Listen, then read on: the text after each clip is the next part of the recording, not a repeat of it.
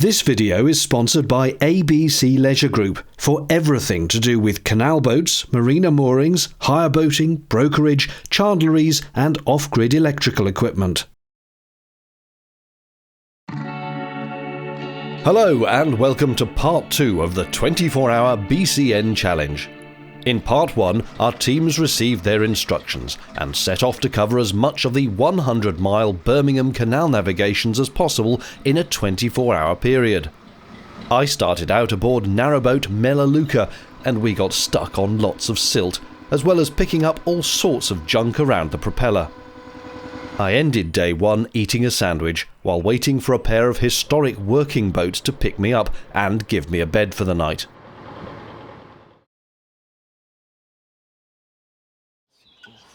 Sunday began for the crew with a trip down the Weed Hatch. Every boat was struggling with the rubbish you inevitably pick up on urban canals. Sorry.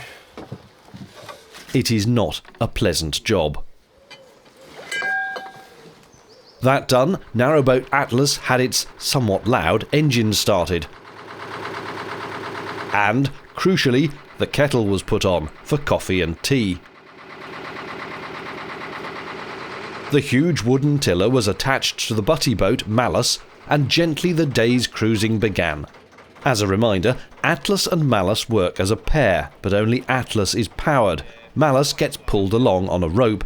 It's typical of how the old working boats ran. After all, why use 2 engines when one can pull both boats? That way the cargo carrying companies of yesteryear minimised their costs and maximised their earnings. Both of the boats come from the 1935 era, when the Grand Union Canal greatly expanded their fleet of motorboats and butties to get up from London to Birmingham in the shortest possible time. And there were literally a few hundreds of the boats were built. This is what number 307 is Malus, and Atlas is 317 from memory. And so they were paired together. You could carry twice the load. So they're really built for long distance travel. The trouble with towing a boat, however, is that the person on the powered boat needs to remember to take corners nice and wide, and the person on the butty boat needs to oversteer since they don't have an engine to give them any extra push when needed. Corner cleared, we were all steam ahead for Parkhead Basin. It's 6:30, the sun is shining, we've already surprised a few fishermen. Looks like it's going to be another good day.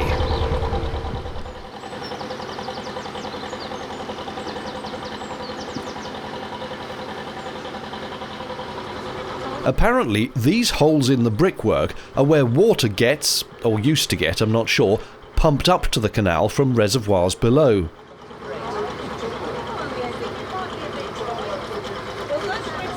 If you're thinking this cutting looks familiar, that may be because you saw it in my recent Cruising in the Rain video, as this was the same bit of canal.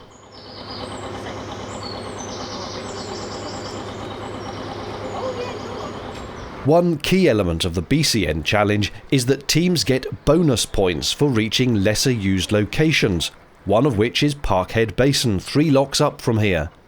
Luckily, for teams that are towing, you only have to get the powered boat to the location, not both. So Malus was unhitched and came to a halt at Blowers Green Junction. Yeah, I'll wait. Oh, they're buggering off.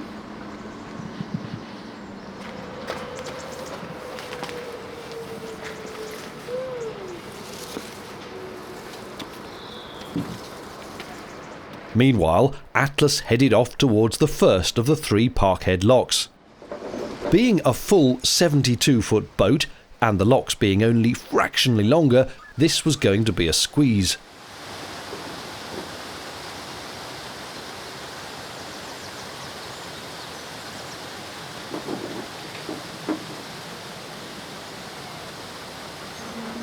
A sausage sandwich breakfast kept the crew hale and hearty.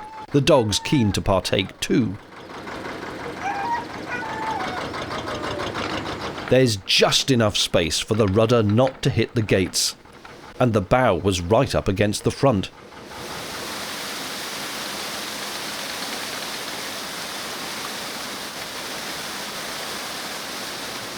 The crew worked the boat through effortlessly.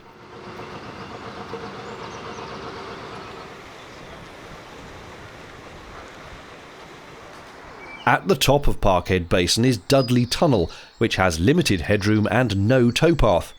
A photo was taken to get the bonus points on offer.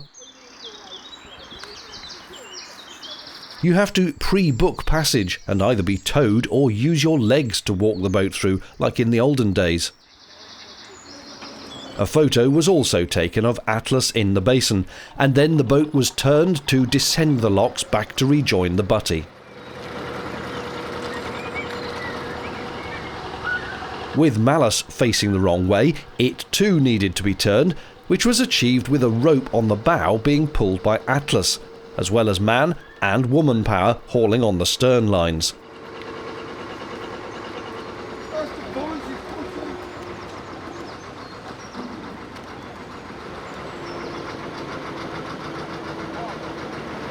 The turn thus achieved, we set off to make as many miles as possible before 2 p.m, which was when the challenge was to end.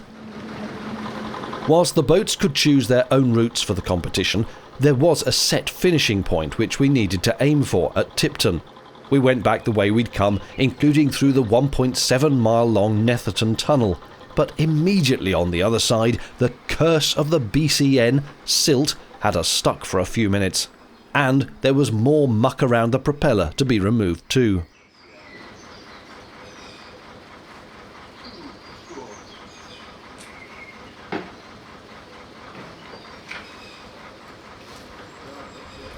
Freed, we continued north to join the new main line.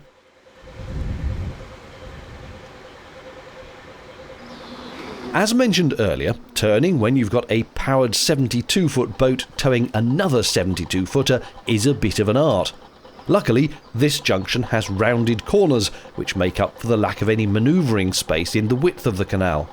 And with enough enthusiastic pushing of the tiller, we got round in one smooth motion.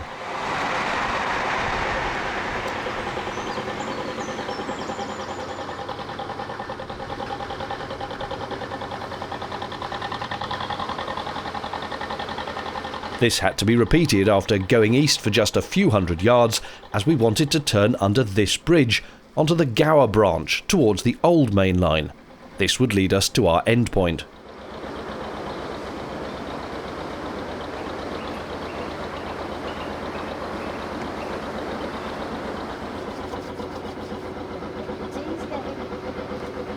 I've been asked in videos before about how the old working boat pairs would handle going up narrow locks where there's only space for one boat at a time.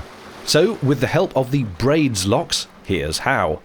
The boats are untied from each other and the powered boat goes in first, emerging from the lock a few minutes later as normal.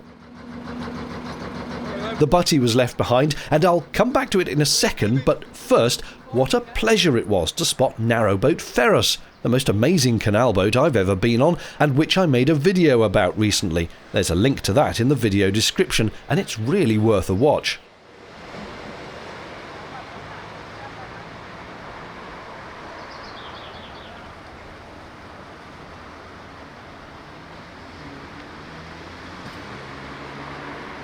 Edwin had a look of intense concentration. Incidentally, the shopping trolley on the bow is not part of the boat, but part of the rubbish collection element of the challenge, of which more later.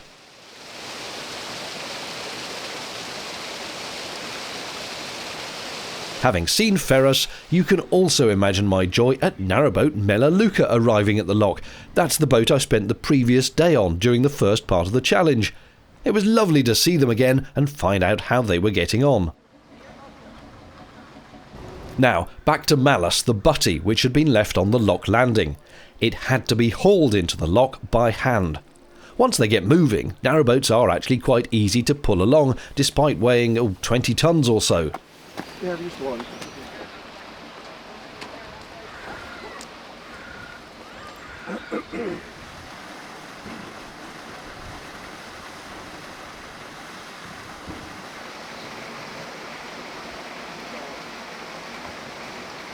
One issue with being such a long boat is that the tiller has to be turned sideways to fit in the lock, but to do that you have to remove the tiller arm. It's all a bit of a palaver. On the hook that's on the side, the metal hook.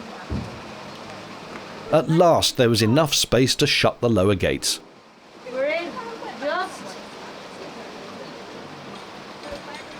There are 3 locks here, this single lower one and a staircase pair 100 yards further on. Since Atlas had already steamed ahead through the flight, there was no option but to bow-haul Malus again. Competition narrowboating is not for adrenaline junkies, it has to be said.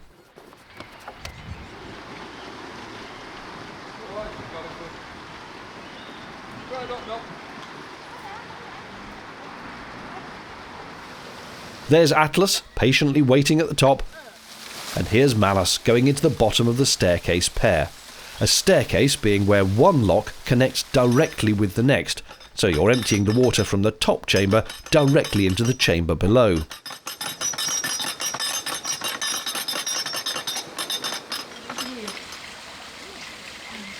As the top lock emptied, so it pushed up Malus in the lock below.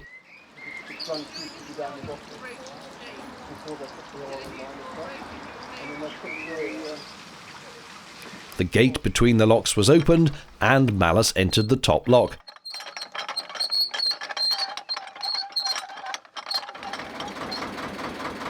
I asked the steerer on Atlas how he was feeling with just a couple of hours remaining. I'll be glad to get to the end of it. We've had an interesting day and a bit, so we didn't plan on doing this in the end. We were supposed to be going Farmers, Aston, Parkhead and up Riders and finishing, but as you know that never happened. Too many problems yesterday, running aground, weeds, rubbish and more running aground. So we got to Birmingham and decided, nah, we'll turn around there and we'll head back up the main line. So yeah, knackered. As we approached the corner, a vuvuzela was apparently brought out. This duly alerted any oncoming boats of our approach.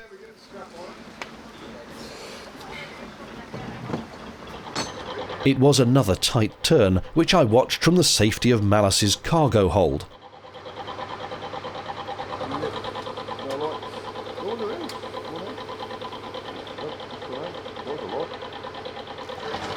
Full power saw us pulled strongly out onto the old main line with only the briefest of brushes with the trees.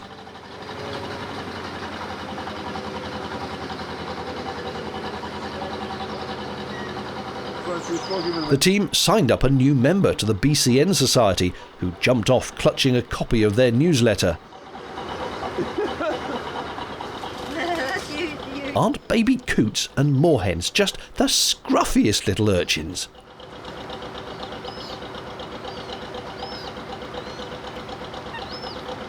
We were heading along the old main line, about to go over the canal we'd come up that morning. Look, there's Netherton Tunnel, which we came through earlier. I've mentioned before that teams get bonus points for reaching little used areas, and that includes some of the old industrial canal basins that have since been developed with housing estates around them. Being little used, this surge of activity from multiple narrowboats over a weekend was sure to be something of a surprise to the residents. We went in to Tividale Quays. Sure enough, the basin was pretty much empty, although there was a fisherman looking perplexed. We get some promotion out of it. There was also one moored narrowboat, not a competitor in the challenge, so probably equally surprised by all the commotion. Of course, having gone into the basin, it doesn't lead anywhere, so now we needed to turn both boats and go out again. For this purpose, Malus was unleashed and left to drift briefly. And Atlas used its engine to pivot around.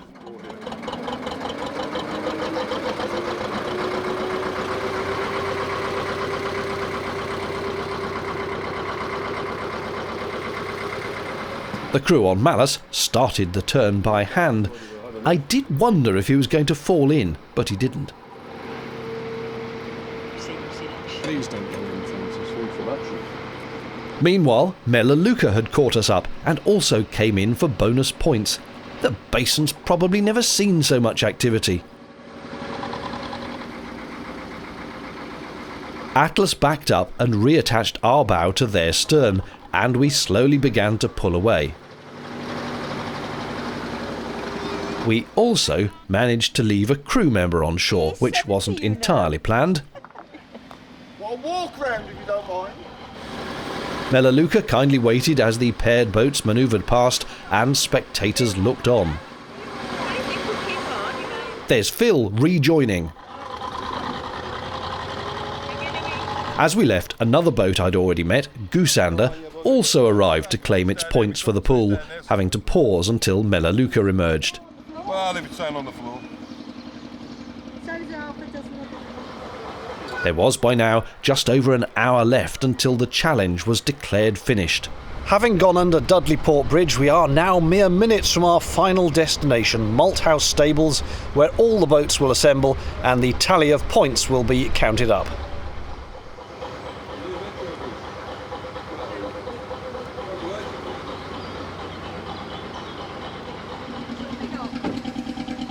Melaleuca overtook as we were dropping off a crew member to go in search of more bonus points on foot. Some of the locations can only be reached off the boat. In this case, she went to the site of an old lock that's now disused. I was so pleased that we ended as we'd begun, with the sighting of a heron.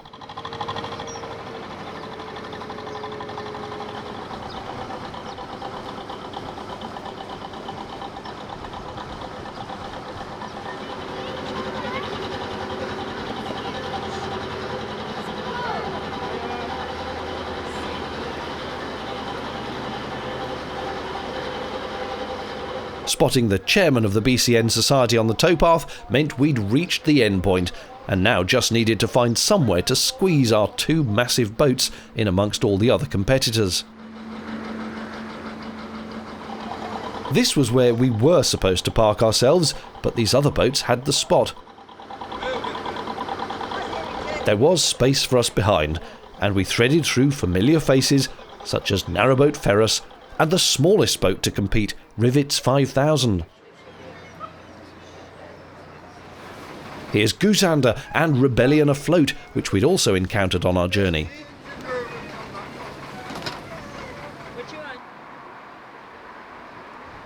As the boats gathered, a horn sounded at 2 p.m. precisely, marking the end of the challenge for another year.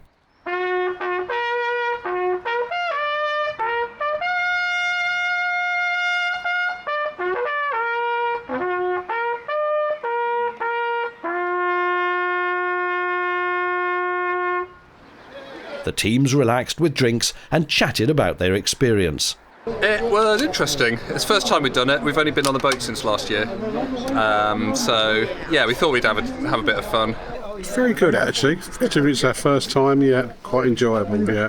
It's been absolutely brilliant. Weather's been perfect. Haven't been down the weed hatch, which is always a winner. Thought we were going to, but didn't. Haven't done that. And we've done pretty much everywhere we planned on going. While the teams ate, drank and made merry, organiser John Pegg sat with his laptop and computed the rather complex scoring system to work out who'd won. This was the prize for the boat with most points, but there was another for the team that collected the most rubbish from the canals as they went.